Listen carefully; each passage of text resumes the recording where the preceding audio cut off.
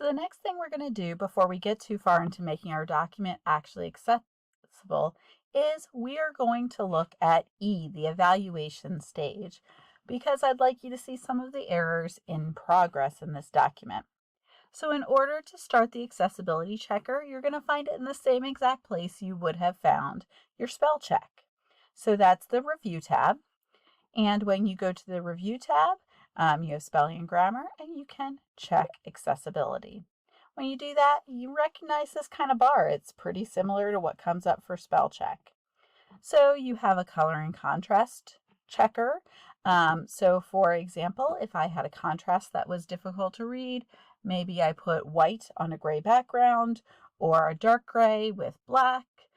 Sometimes reds especially unfortunately are branded red for the college can be a problem. We would see that error. We're also seeing a notification that we have missing alt text, and when we do that, it'll actually take us to the document. Now, Microsoft has been really great in starting to add alt text. What I will say about that is the alt text it adds isn't quite up to par yet. So you can approve or disapprove the alt text it gives, or you can go ahead and add in your own alt text. You can also click Next to go to the next items. And in doing so, we kind of looked at all of our accessibility problems, and we would solve those by adding alt text. I'm going to close this back out, and I'm going to go back into checking accessibility. I also have an image or object that is not in line.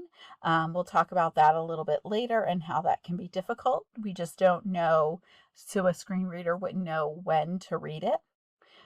Tables, we have a missing table header and the use of merged or split cells in a table. So all of those things are things we could fix from this location. You will also see that there is document structure, and we are checked off as okay for this because we do have headings in the document. This is a place where we can actually really see a benefit of having this navigation pane, because from looking at this navigation pane, I actually know that this tables and data presentation, it's not at the right heading level.